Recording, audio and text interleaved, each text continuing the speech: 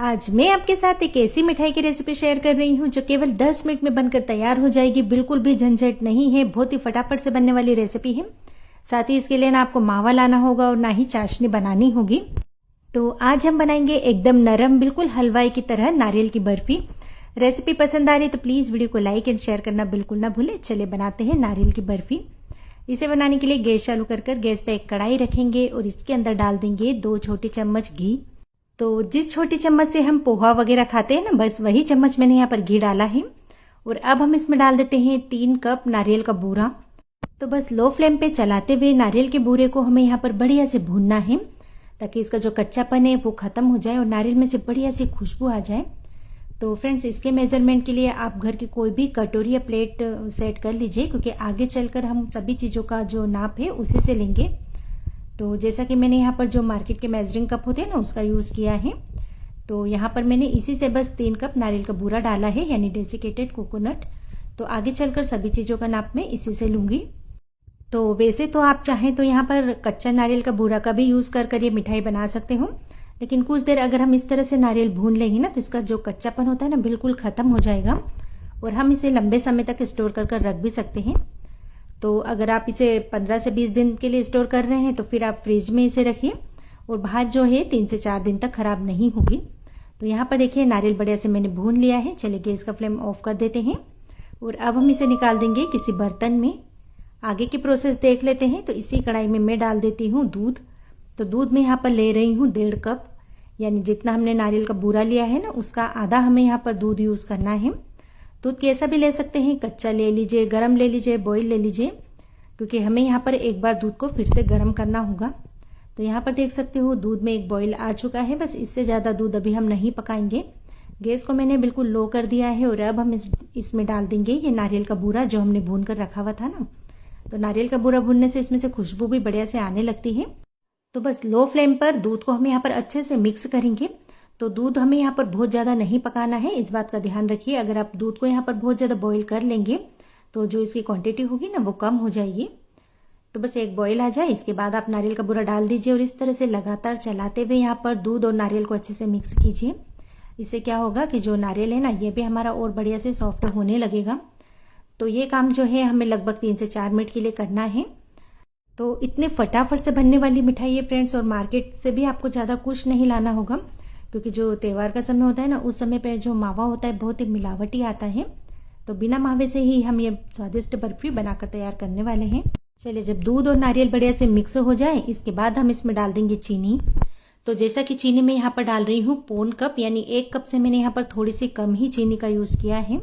लेकिन अगर आप यहाँ पर ज़्यादा मीठा पसंद करते हो तो पूरी आप यहाँ पर 1 कप चीनी भी डाल सकते हो, लेकिन चीनी इसमें थोड़ी कम रहती है ना, तो नारियल का जो टेस्ट है ना बहुत ही बढ़िया से आता है।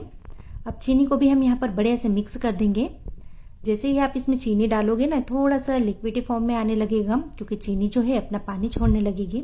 लेकिन कंटिन्यूसली चलाते रहेंगे ताकि चीनी जो है ये भी बढ़िया से पक जाए।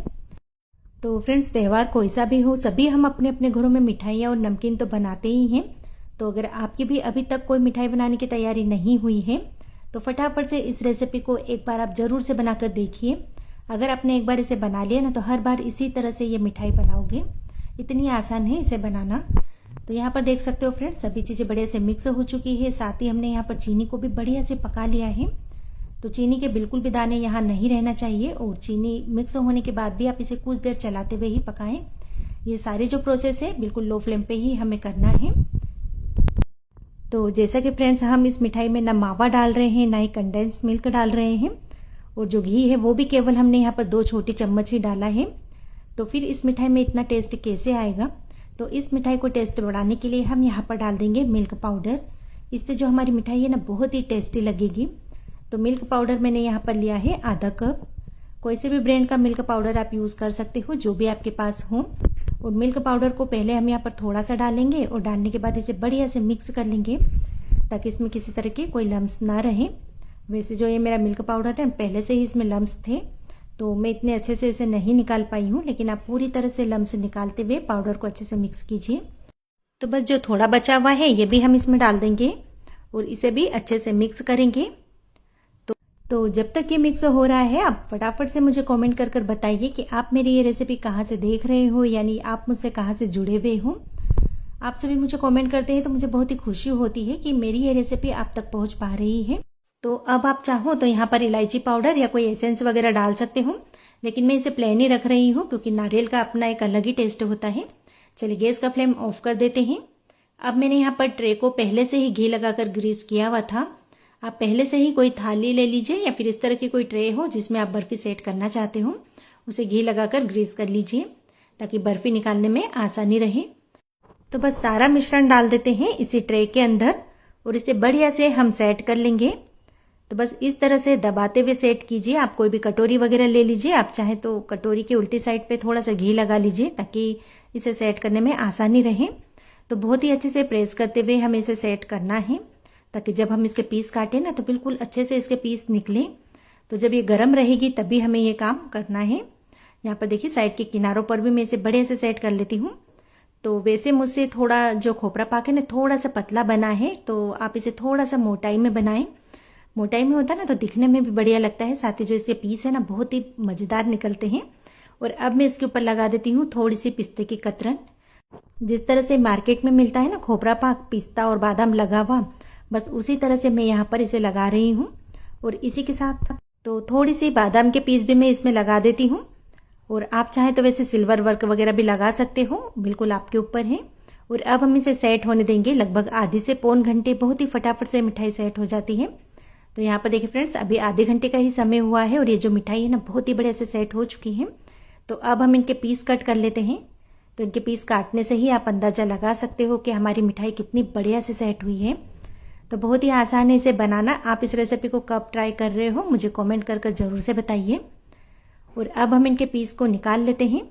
तो यहाँ पर देखिए फ्रेंड्स, क्या बढ़िया हमारा खोपरा पाक निकला है, या फिर आप इसे नारियल की बर्फ़ी भी बोल सकते हो। तो आज की ये सिंपल सी छोटी सी रेसिपी आपको कैसी लगी कमेंट बॉक्स में ज़रूर से बताइए। और अगर रेसिपी पसंद आ रही है तो अपने फ्रेंड्स एंड फैमिली में मेरी इस रेसिपी को ज़रूर से शेयर कीजिए।